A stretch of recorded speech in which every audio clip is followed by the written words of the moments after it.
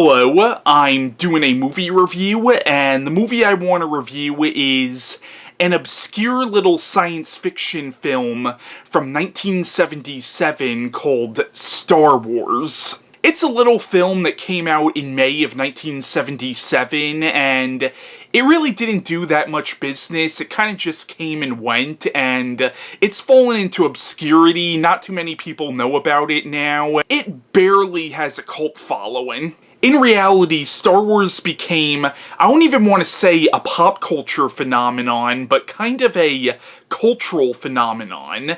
Like, this is a movie that did not just affect popular culture, but in a lot of ways it affected culture in general. Like, so much of this movie, from the lore to the characters to the music, have become really just these fixtures in our cultural landscape. The movie often gets compared to Steven Spielberg's Jaws, which came out 2 years earlier, because both this and Jaws are really the movies that kind of changed the landscape of film and filmmaking in general at the time, and these are also the films that kind of created the modern-day blockbuster.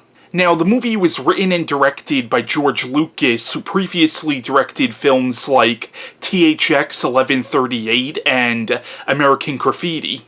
And while nobody actually knew it at the time, this would kickstart what's now known as the Star Wars franchise. The movie spawned 2 sequels, which, together with this movie, make up what's now known as the original Star Wars trilogy. Years later, George Lucas would do a trilogy of prequels. Eventually, Lucas would sell the rights to this franchise to Disney, and now Disney is doing a new series of Star Wars films, which so far you have The Force Awakens and The Last Jedi, as well as 2 spin-off movies. Now, besides live-action theatrical movies, you also had an animated film in 2007, as well as TV movies. This franchise also spawned comic books, novel tie-ins, novelizations, TV shows, video games, board games, toys. Like, Star Wars has really become this multimedia franchise, but it all started with this movie, which, at the time, nobody expected to do as well as it did and become as big as it did. The movie was later retitled Star Wars Episode 4: A New Hope when Lucas knew that he was going to be doing prequels. Now, there have also been many different special editions of this movie, where Lucas has gone back and re-edited the film and tinkered with the dialogue, switched scenes around, and has also added unnecessary CGI to it. And unfortunately, because of that, the original version of this movie is actually kind of hard to come by now, but I did manage to see the original version for this review. Or, what I actually watched was, I watched a fan edit of Star Wars called the Despecialized Edition, which apparently is as close to the version that came out in 1977 as humanly possible. Now, I'm not going to dwell too much on the special editions, at least not until I review Return of the Jedi, because there's a lot I want to say about what was done to that movie, but in my personal opinion, what George Lucas did to the original trilogy with the special editions is the equivalent of if Leonardo da Vinci took a shit in his hand and threw it at the Mona Lisa.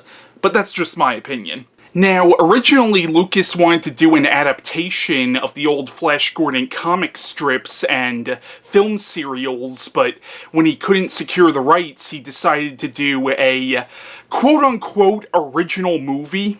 I kind of use original in quotes because, in reality, the film is actually kind of a sci-fi remake of the Akira Kurosawa film, The Hidden Fortress. Now, The Hidden Fortress was actually a samurai epic set in feudal Japan, and there were no sci-fi elements in that movie at all. However, the actual story for both movies is very similar.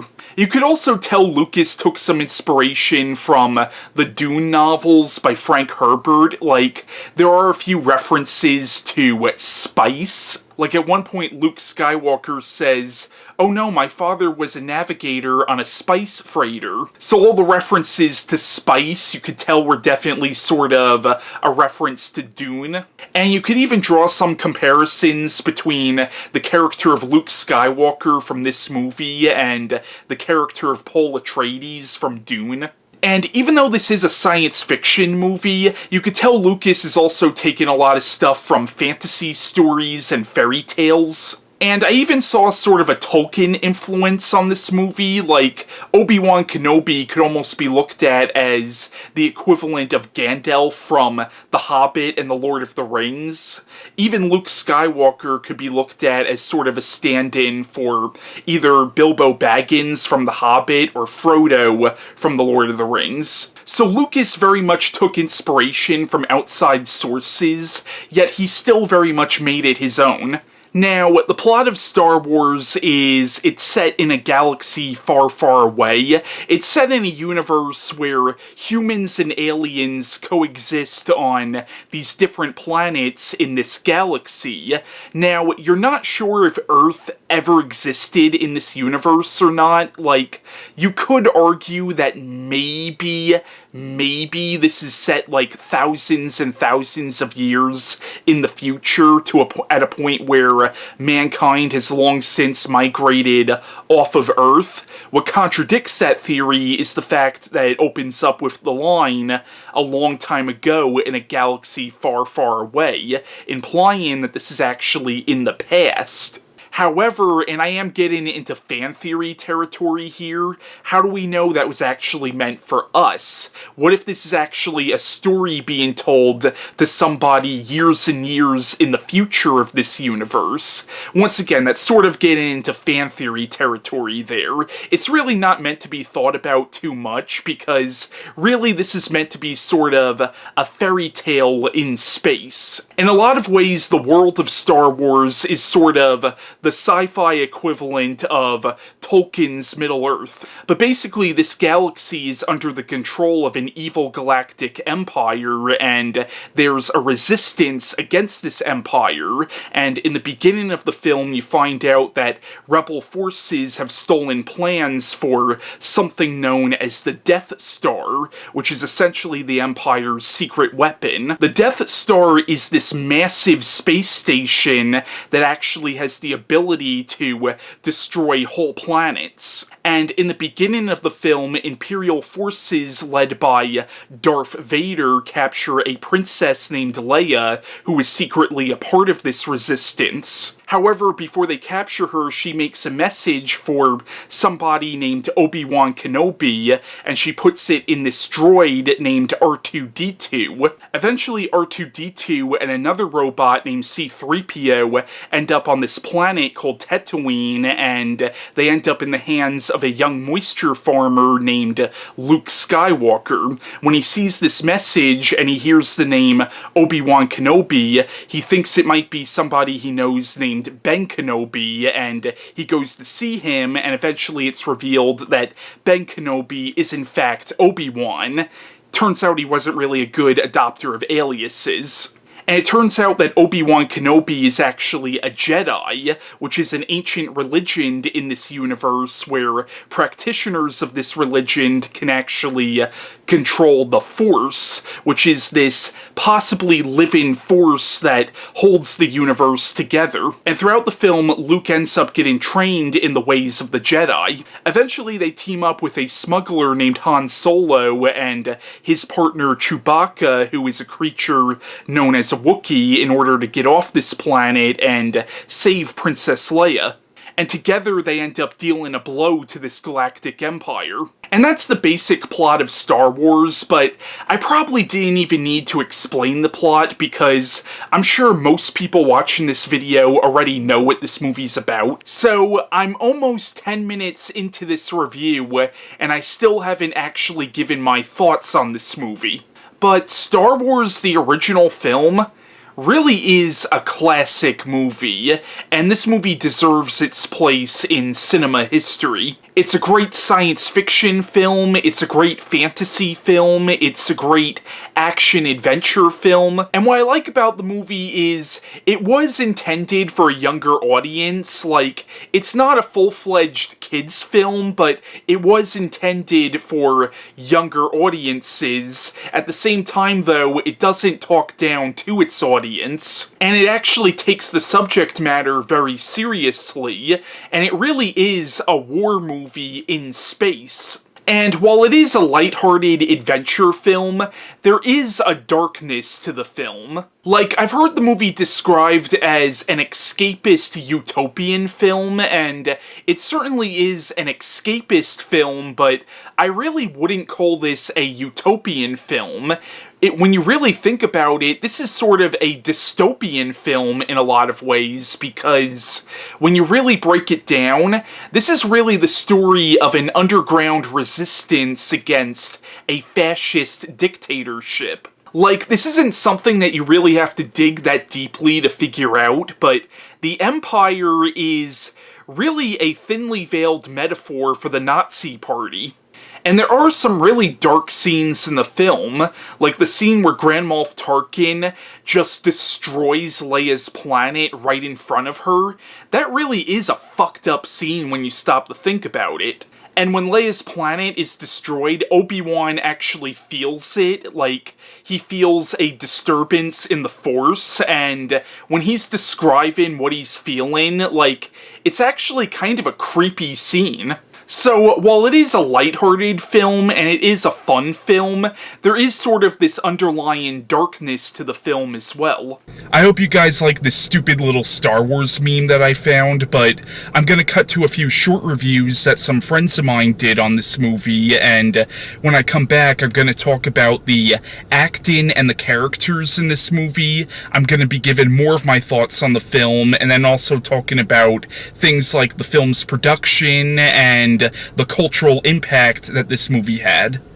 Starting off with New Hope, the thing that is so appealing about it is that it's like an instant classic movie, but it's so simple. You know, it's like this kid joins a rebellion, blows up a super weapon, and, you know, everybody wins. I think that's what's so endearing about it, is that it kind of has this very single-minded intent towards hope. And the way I look at Star Wars is it's almost like fantasy disguised as science fiction, you know, because it really, you know, like there's a magic system to some degree, you know, there's an old mentor, there's like an empire that has to be taken down. It really feels almost like sort of Lord of the Rings with spaceships to some degree. Yeah, that's what's so appealing about it, because there's so many different sort of genres and realms kind of like rolled into one. And I think that's what makes it so endearing even to this day. There's just so much to love about it. And the original is still my favorite. Like, you can't really top that, as much as other films have tried. And I love the other movies, don't get me wrong. But yeah, this is still my favorite one. And I do call it New Hope, just to differentiate it. I know some people get pissed off at that, but it just helps. Hi, I'm Chris, and I was asked by my friend Christian, who I'm sure you already know, to review the very first Star Wars film. So here we go.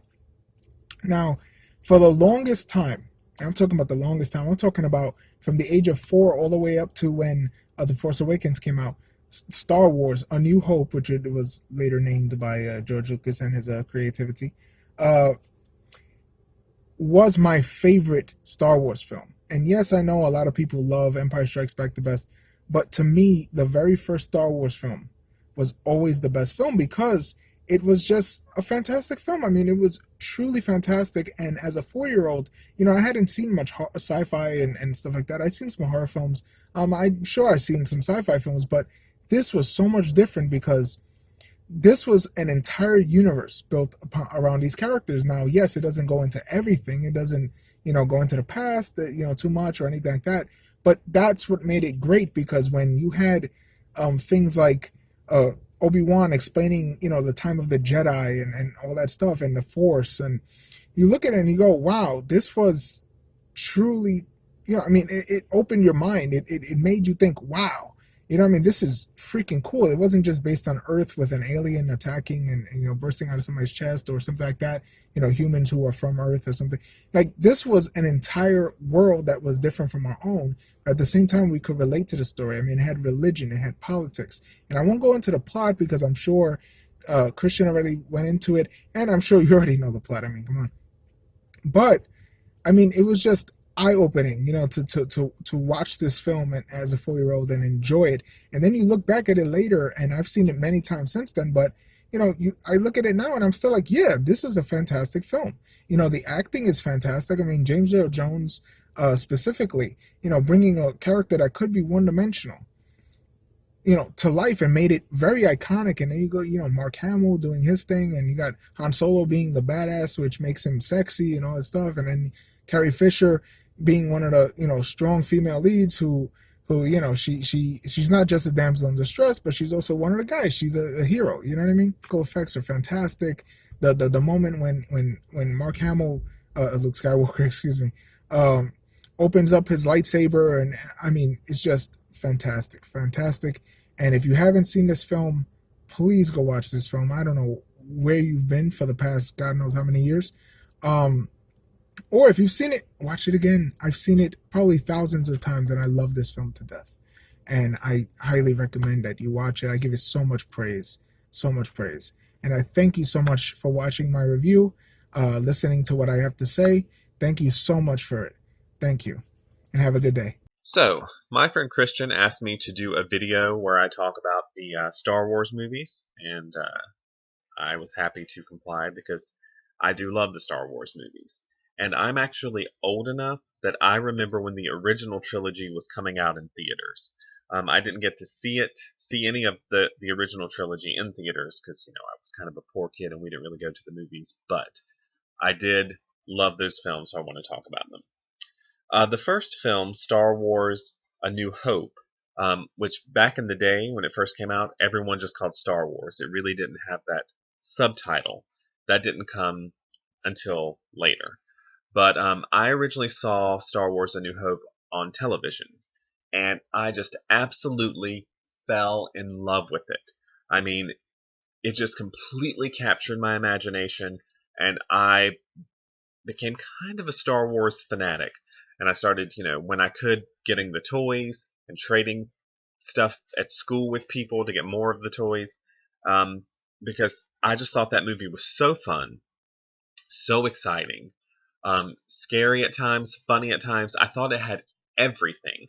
I felt really drawn to the character of Luke Skywalker. I mean, as odd as it sounds, since it's like a sci-fi film with all these fantastical elements to it, but there was something about just the core idea of Luke Skywalker as this kid from this rural area where nothing happens, dreaming of a life that's full of adventure and romance. Like, I could relate to that.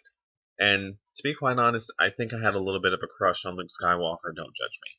But I loved all the characters. I thought Princess Leia was a wonderful example of feminine strength. I thought she had a nice biting edge to her. Han Solo was just the coolest. And I thought, he and Chewbacca made a great team.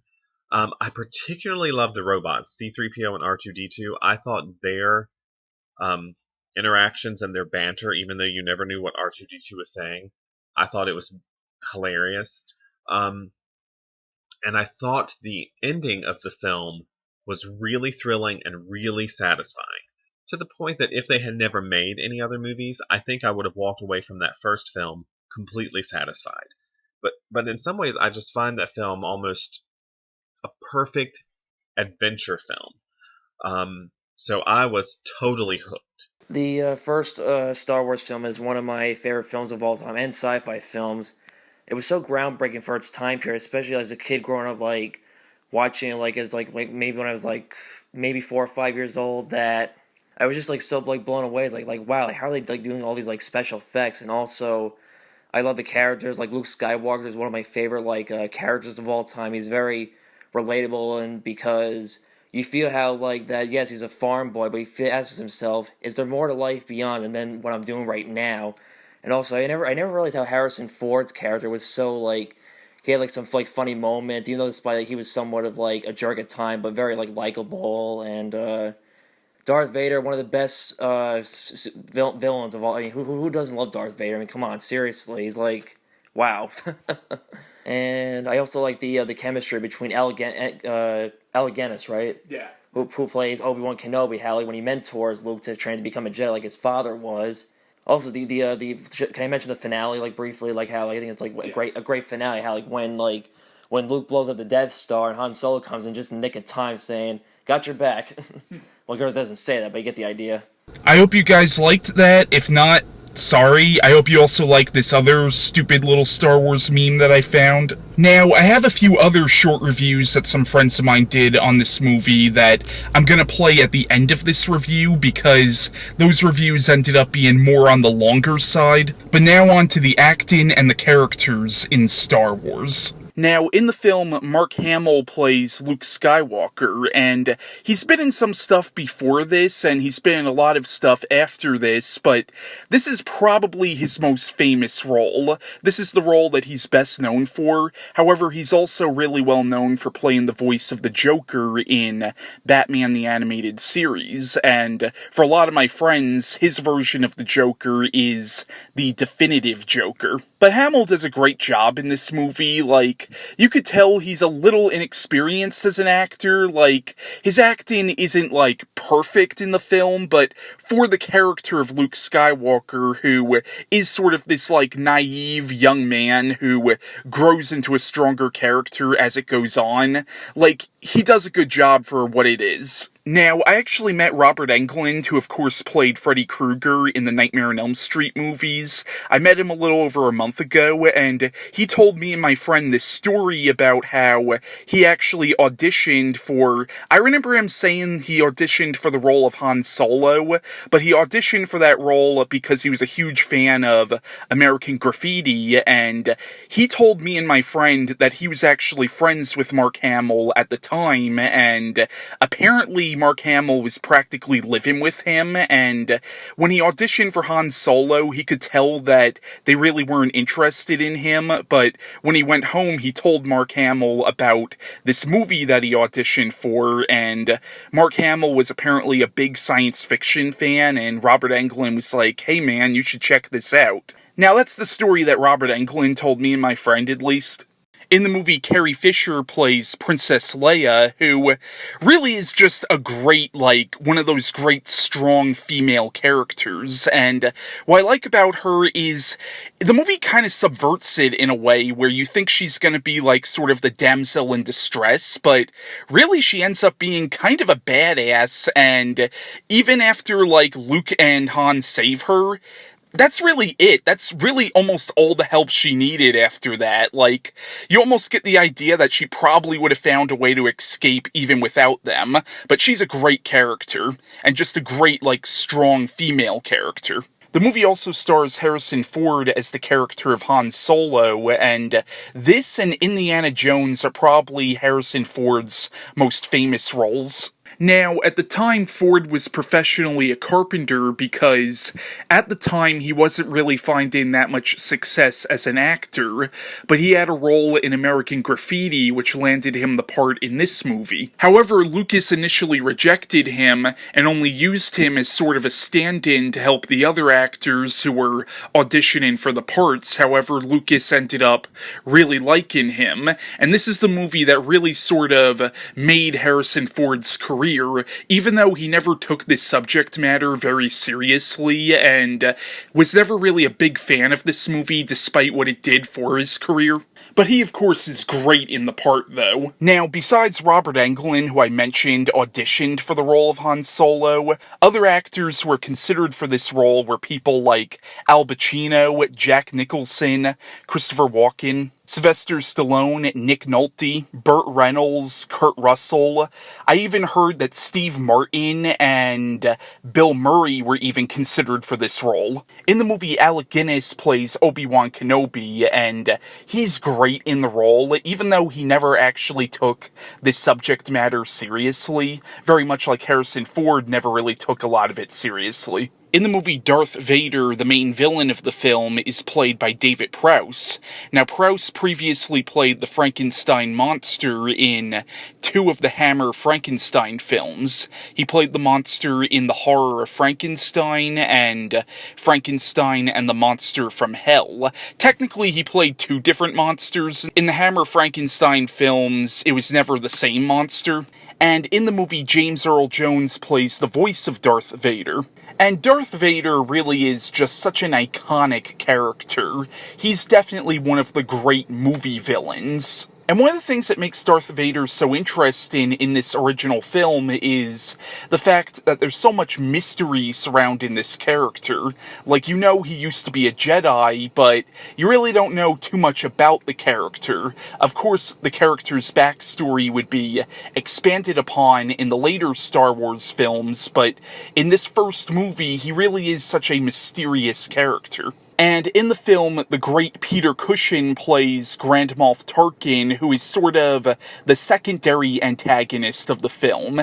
Now, if you actually listen to some of the dialogue in this movie, it's clear that Grand Moff Tarkin is actually supposed to be higher ranking than Darth Vader is, yet let's face it, Darth Vader really is the character that, or the villain from the movie that most people remember. But in the movie itself, at least in the original film, it's clear that Grand Moff Tarkin is really Vader's superior. Of course, that would get retconned later on in the series. Now, of course, me being a horror fan, I mostly remember Peter Cushing from stuff like the Hammer films and movies like Horror Express and the 1972 Amicus version of Tales from the Crypt, but Peter Cushing was such a great actor, and he was one of those actors who did a great job at playing both good guys and bad guys, but especially bad guys, and he plays a great villain in this movie, even though, once again, Tarkin is really more of a secondary antagonist to Darth Vader. And of course, the non-human characters in the film are great as well, like C-3PO, R2-D2, Chewbacca, who have really become such, like, as I said, pretty much all the characters from this movie have become, like, these fixtures in our cultural landscape. But I especially like R2-D2 because one of the things that's so great about this character is he has no actual dialogue in the film, or at least no dialogue that we as humans can understand, yet you still somehow really like this character, even though you can't actually understand what he's saying. Like, that's one of the great things about this movie is R2-D2 legitimately is a character. But yeah, once again, Star Wars is a great film, and to call this movie a classic really would be an understatement. This is just such an important piece of film history. And even if you don't like this movie at all, you gotta at least respect the movie and respect the legacy that this movie left behind. And once again, one of the things I love about this movie is even though it's a movie that was intended for kids, adults can very much enjoy this movie as well. And the movie balances the serious elements and the lighthearted elements so well. Like, throughout the whole film, it is a lighthearted adventure. At the same time, though, there is an underlying seriousness about the film because, as I pointed out before, in a lot of ways this is sort of a war movie set in kind of a sci-fi setting, because the Empire could very much be looked at as sort of a metaphor for the Nazi Party. So it is a very political film in that regard. At the same time, though, the movie never gets too heavy with the politics, and it also very much works as a fantasy film because the Jedis can almost be looked at as like wizards in a way, because the Force is a kind of magic. At the same time, the Force is also sort of a stand-in for God. Like, the Jedis could also be looked at as sort of a stand-in for, like, priests. At the same time, there's also something about the Jedis that is very similar to samurais. So you have religion and you have politics. At the same time, the movie is still fun and still innocent. And Star Wars is definitely not a horror film, however the garbage chute sequence really does play out like a scene from a horror film, so the movie has elements from all these different genres.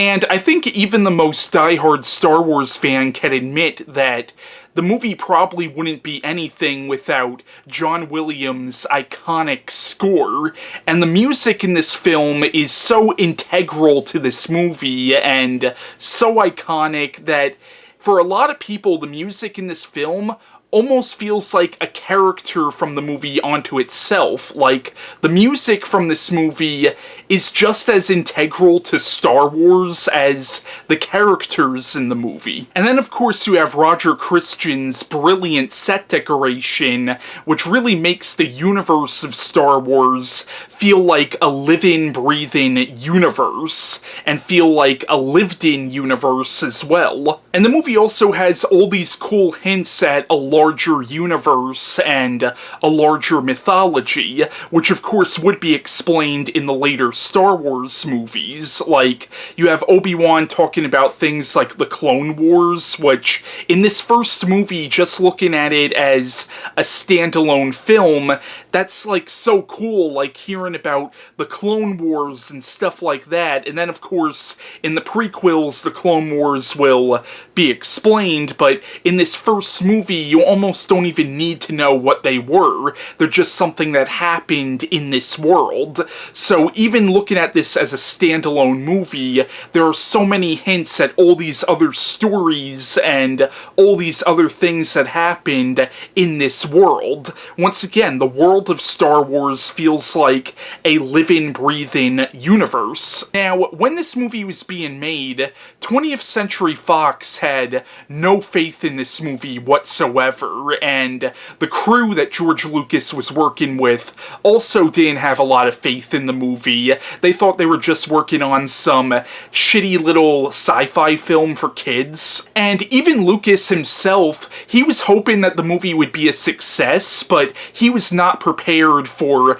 the phenomenon that this movie would become. Now, I've never read the original script for Star Wars, but from what I've heard, apparently in the original script, Han Solo was some kind of fish creature, and Luke Skywalker was originally going to be called Anakin Starkiller, and from what I've heard, the original script was kind of a jumbled mess, and some of George's friends kind of came in and were like, hey, let us help you out with this. And Lucas actually showed Brian De Palma and Steven Spielberg, and I think Francis Ford Coppola as well, but I could be wrong on that. He showed them an early cut of this movie, and Brian De Palma kind of tore the original cut of this film a new asshole. But I think De Palma's critique of the original cut of this movie really helped George to go in and make this film into the masterpiece that it is. And Brian De Palma was actually kind of integral to the production of this movie because he actually helped George Lucas with a lot of the casting for this film. Actually, casting sessions for this movie were held pretty much in the same room and at the same time as casting sessions for Brian De Palma's Carrie, which of course was based on the Stephen King novel of the same name. So while the film is a masterpiece, Lucas definitely had help with this film, and I think if it wasn't for some of these other people who were helping Lucas, the film would not have turned out to be as good as it actually is. It's another way you can compare this movie to Jaws, because the production of this film was in essence kind of a disaster as well, and this, like Jaws, was almost a accidental masterpiece. And of course, the cultural impact of this movie cannot be denied. As I pointed out already, this started the Star Wars franchise, which is arguably the biggest film franchise of all time. Sure, there are other franchises that sort of rival the popularity of Star Wars, like Star Trek, Godzilla, and even recent franchises like Harry Potter or Lord of the Rings or the Marvel Cinematic Universe definitely sort of rival the popularity of Star Wars, but I think Star Wars is arguably kind of on top when it comes to popularity. And this movie, very much like Jaws, very much set the template for the blockbuster format, and now you have a blockbuster coming out almost every month. This is also one of the first movies to really have merchandising that was based on it, And even before the first Star Wars sequel, Empire Strikes Back, there were already Star Wars books and comic books and a TV special.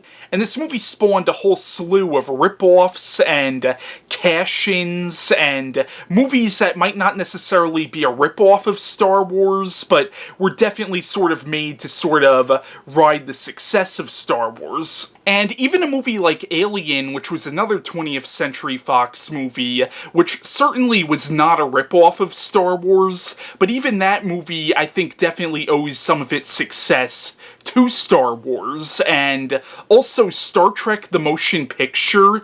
Paramount actually made that movie to sort of rival the success of Star Wars. Like, yes, Star Trek was already a TV series long before Star Wars, but they actually made the motion picture because of Star Wars. So yeah, I hope you guys enjoyed my review of the original Star Wars. Now, this is not the end of the video, but this is the last point in the video where you're going to see me.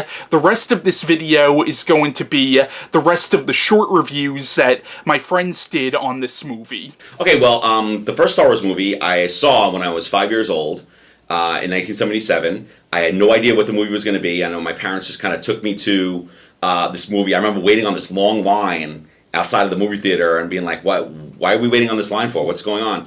And of course, it blew my mind as a 5-year-old. I had never seen anything like that in my entire life. But the thing was that the movie was kind of a blur to me because, first of all, being a 5-year-old, you know, your retention isn't that great. But just so much stuff was going on in the movie, and I was just so entranced by the movie that I think my recall of the movie and like my experience in the movie was more shaped by the merchandising afterwards. Because at the time, I mean, I didn't have a VCR; they were really expensive. I don't even know when the Star Wars movies went on to VHS, so I probably didn't get to see the Star Wars, the original movie, again until maybe after Empire Strikes Back came out. So I had to use my sort of 5-year-old memory, but also obviously the merchandising of the film, you know, just I remember that Christmas just getting like every Star Wars toy there was. So a lot of my recall of the movie and a lot of my experience of the initial movie really comes secondhand in a weird way, even though I did see the movie originally. I was really through the, you know, the action figures and the book. I had a storybook of it, and I had a record that told the story of it, you know. So it's interesting that sort of that was really the merchandising and like the comic books and things like that. That's what really sort of molded my view of the first film. And of course, you know, I mean, I've seen it so many times since then. And a couple of things really stand out for me about why the film, I think, is so amazing. First thing is the look of the film. I think that no other science fiction film had looked that majestic, I guess you could say. You know, the space scenes, how realistic they are, since probably 2001, you know. But the other thing that strikes me about the film, especially in the scenes in Tatooine at the beginning of the movie, is how lived in the film looks. It looks like it is a universe that actually people live in. And I think that's always been one of the things that has worked against science fiction films, in the sense that the sets could be dazzling, but they look like sets. They don't look like lived in, like real people, authentic, genuine people actually lived in it. And when you look at the film, especially in the Tatooine scenes, when you see like Luke's home and you see his uncle working on the machine, things are constantly breaking down and they're rusty and it's dirty and gritty. That to me was really, and then when they go to Mos Eisley Cantina, that looks really like grungy, you know. It looks lived in. It looks like it's a real working universe where people actually live, you know, in this universe, rather than them being actors in a beautiful set. You know, which I think even something like 2001 is actually guilty of, is that the sets in 2001 are amazing, but they look like sets. They don't really look lived in. You know, even something like maybe a little bit more contemporary with Star Wars is something like Logan's Run, right? Well, the sets in Logan's Run are amazing. They look great, but they look like sets. They don't look like lived-in, real spaces and places where people actually, you know, sort of interacted, you know, in that sense. The other thing about it, Star Wars, that I think about now a lot is that I know a lot of critics have picked up on the idea of Lucas borrowing from Joseph Campbell's the Hero with 1,000 Faces, right? So this idea of him picking up on these sort of mythological archetypes that sort of, you know, borrowing from like Carl Jung's view. There was like this collective unconscious that we all share. So like there's these archetypes that sort of go across culture and go across time and space, and that Lucas really picked up on a lot of the things about the hero's quest, which I think is totally valid. But to me, it's even more the cinematic archetypes rather than the mythological archetypes that he uses. Right, in the film, like Kurosawa. There's influences of Kurosawa in the film. There's influences of Sergio Leone, of John Ford. So yes, I do see the mythological archetypes that are there, but I think the cinematic archetypes are probably a little bit more relevant. Right, like that he borrowed from like the Hidden Fortress, of Kurosawa's Hidden Fortress,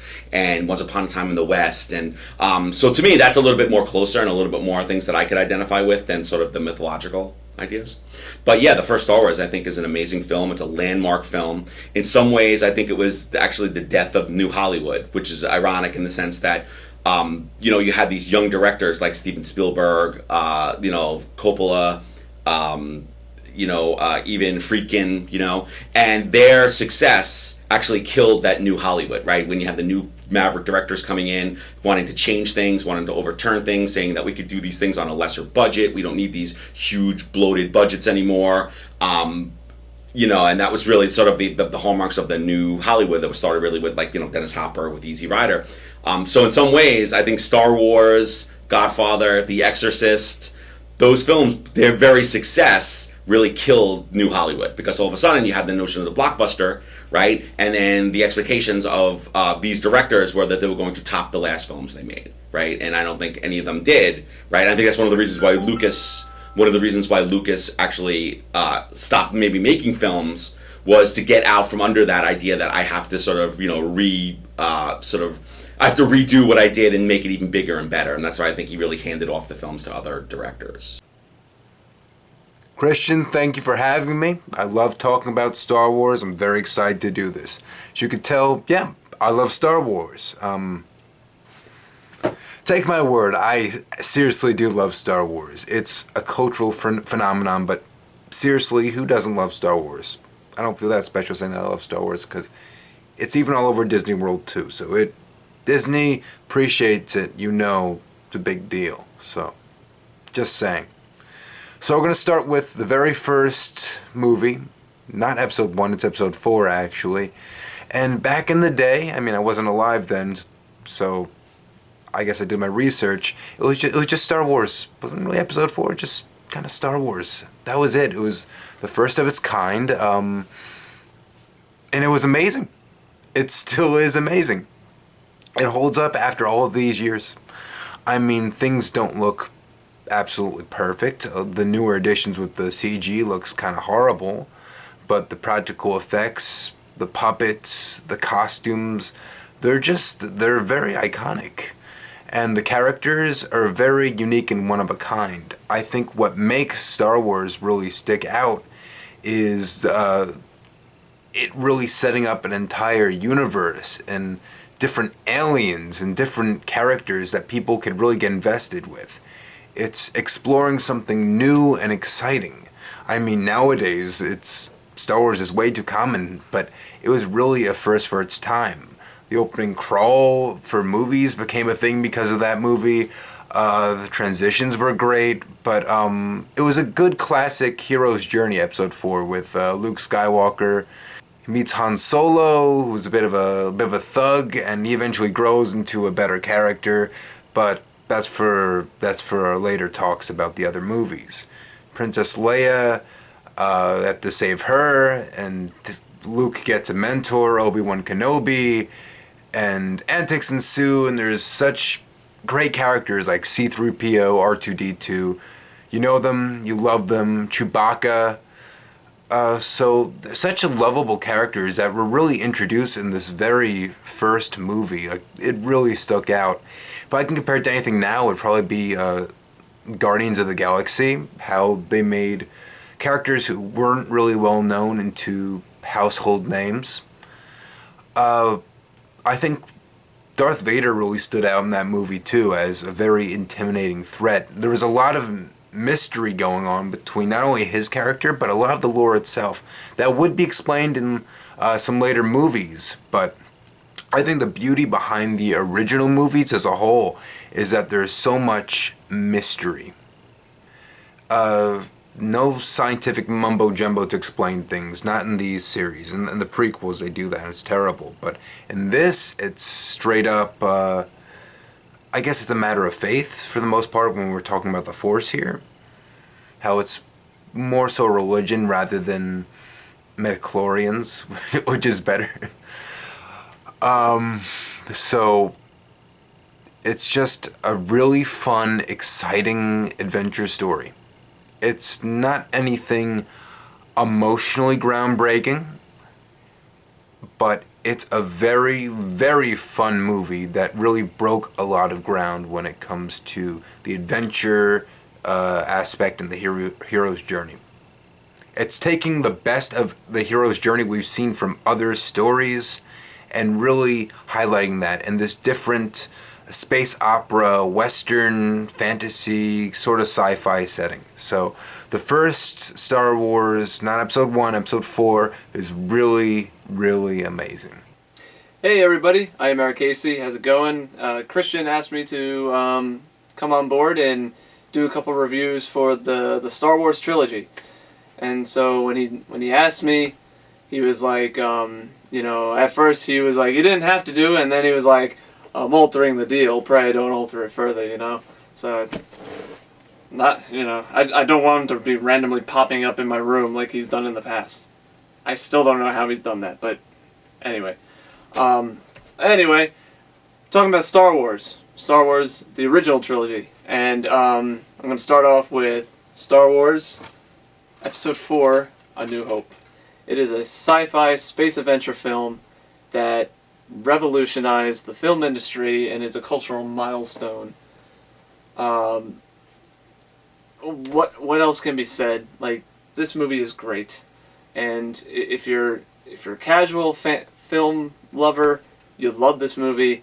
If you're a film lover, film history lover, or whatever, if you're studying to be a filmmaker, study Star Wars, because Star Wars, like I said, it just pretty much the technology that we have now for filmmaking, the CGI and everything, it started here.